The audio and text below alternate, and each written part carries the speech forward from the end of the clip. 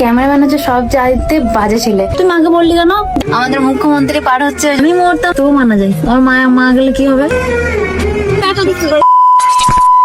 মা আমাকে আজকে আবদার করেছে, দেখো মানে মা আবদার করেছে, আমি রাখবো না এটা তো হয় না, কিন্তু আমার এত ভয় লাগছে এই আবদারটা রাখতে, কারণ আমি নিজেই মানে শিওর না যে আমি ভালোভাবে গাড়ি চালাতে পারি কিনা। মায়ের আছে 2টো থেকে মিটিং, তো মায়ের আবদার নাকি আজকে মাকে মানে আমি যে সেকেন্ড হ্যান্ড কারটা আবুকে দিয়েছিলাম ওটা করে মাকে দিয়ে আসতে হবে আমাদের অফিসে, মানে মা গ্রাম পঞ্চায়েতের সদস্য, তো সেখানে আজকে মিটিং আছে।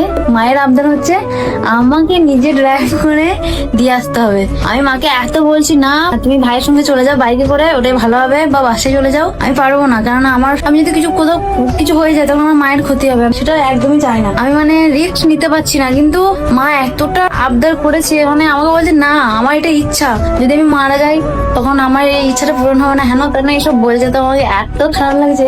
ওদের ক্যামেরাম্যান হচ্ছে সব চাইতে বাজে ছিলে। ওকে আমি ফোন করে বলছি, মাকে বলছে ও ঠিকঠাক ভাবে গাড়ি চালাতে পারে না, ওকে গাড়িটা না দেওয়াটাই ঠিক, আপনি বাসে বা রোহিত দিয়ে আসুক, বা ও আবার মায়ের তাল মেলাচ্ছে। ও সব চাইতে বেশি, ও যদি একবার এই যে ফোন করে দিই, এত রাগ ধরছে আমার, এতে মনে হচ্ছে এর সঙ্গে কথা বলবো না। হ্যালো হ্যালো, কি হয়েছে? কখন বেরোচ্ছ? তোর না খুব খারাপ স্বভাব, ঠিক আছে? কেন? তুই মাকে বললি কেন যে আমি পারবো? তুই মাকে বললি না কেন যে আমি পারবো না? না পারার কিছু তুমি পারবে, আমি এমনিতে জানিয়ে পারবে যেটুকু তুমি শিখেছো। আরে দেখ, তুই তো জানিস আমার হাত অতটাও সেট হয়নি, এবার আমি যদি কোথাও কিছু লাগিয়ে দেবো, কিছু তো মা তো আছে, মায়ের তো ক্ষতি হতে পারে বল। আমার নেই কনফিডেন্স, কারণ না আমি এখানে মাকে নিয়ে যাচ্ছি, ওই জন্য বেশি ভয় লাগছে। যদি খারাপ কিছু হয় না তোর সঙ্গে আমি আর কোনো কথা বলবো না, তুই জানিস ভালো করে মাকে নিয়ে। আর যাই হোক, মাকে নিয়ে আর আমি একদম পছন্দ করি না, এই ছেলেটা সব চাইতে বেশি হয়।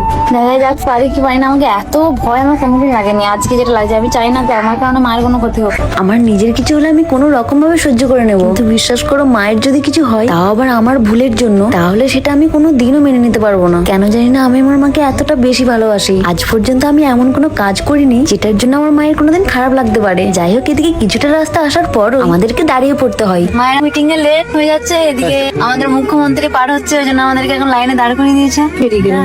না না বলে মা কত এক্সাইটেড দেখো দিদিকে দেখার জন্য। আসলে মা এই প্রথমবার আমাদের মুখ্যমন্ত্রীকে দেখতে পাবে বলে এত খুশি। দিদি এখন পড়েনি, তোমার জন্য দাঁড়াবে, দেখো না আমি বলছি দেখো ওই গাড়ি আসছে, ওয়েট করতে পারছো না? এদিকে মিটিং এ দেরি আছে, 2টা থেকে মিটিং এ, তোমার 2:30 তো 2:11 বাজছে। আজ হয়তো আমাদের কপালে ছিল মুখ্যমন্ত্রীকে দেখা, তাই এই যে কিছুক্ষণ ওয়েট করার পরই ফাইনালি দেখা পেয়ে গেলাম। তবে মা এতটা কাছ থেকে দেখতে পাবে কোনোদিন ভাবেনি। দিদি টাটা দিচ্ছে দেখে মা তো অনেক বেশি খুশি। মা তো ওদিকে দিদিকে দেখতেই ব্যস্ত ছিল, আর অন্যদিকে যে মিটিং এ লেট হয়ে যাচ্ছিল এটা তো মা ভুলেই গেছিল। তাই আমি নিজেই মাকে বললাম তুমি কাকুর বাইকে চলে যাও, হয়তো দেরি হয়ে যাবে। এত জাম যে মাকে আমি আর দিয়ে আসতে পারলাম না। আমাকে ওখানে যেতে হয়নি, কিছুটা এলাম, তারপর মা চলে গেল, কারণ আমার আসতে করতে 3:02 বেজে গেল, মানে মায়ের মিটিং হাফ আর কি বলতে গেলে। এ সব জিনিস তো কেমন আছেন, ইচ্ছা তো করছিল তোকে ওখানেই শেষ করে দিই, আজ তোর জন্য এইসব হলো। বেশি। মা যখন ফোন করে বলছে তোকে বলছে হ্যাঁ পারবে না কেন, অবশ্যই পারবে, কত চালায়। এটা পারতে না সত্যি। না পারতাম না। আমি একটা কথা বুঝি না, তুই আমার উপর এতটা ভরসা করিস কিভাবে? আমি তো নিজেই নিজেকে এতটা ভরসা করি না। ও আজকে আমাকে ফাঁসাতো, না তো তোর বা এনি চান্স আমি ধর কোথাও ঠুকে দিলাম, হতেই পারে ব্যালেন্স হারিয়ে আমি ঠুকে দিলাম, তখন কি হতে পারে? আমি মরতাম তবু মানা যায়। আমার মা গেলে কি হবে? তাও আবার সিরিয়াস রাস্তায় নিয়ে যাচ্ছে, এইটুকু রাস্তাটা আমাকে বেরোতে হবে। পারতে ভয়ের কিছু নেই, পারতে যেটা ভেবেছিল সেটা মানে হয়তো আল্লাহ কিছু বলেছে ভালো কিছু, যে আমি পারবো না বা কিছু, ওই জন্য দিদি হঠাৎ করে চলে এলো আর আমাকে আটকে দিল, ওই একজনের গাড়িতে চলে গেল। আল্লাহ যা করে ভালোর জন্য করে। এখনো ভালো করে শিখিনি, আমি যখন ভালো করে শিখবো তখন আমাকে বললো আমি তখন নিয়ে, বাট আমি জানি যে এখন আমার নিজেরই হাত ভালোভাবে সেট হয়নি। সেক্ষেত্রে তুই যে মায়ের সঙ্গে সাজিয়ে দিলি এটা ঠিক হলো না। এটা আমি তোর কাছ থেকে মানে ওই জন্যই তোকে আমি ফোনটা লাগালাম, মনে হলো যে তুই হয়তো মাকে বলবি যে না এখন দেন না, এখন ভালো পারবে না। পারবে, আমি তো দেখছি তুমি পারবে।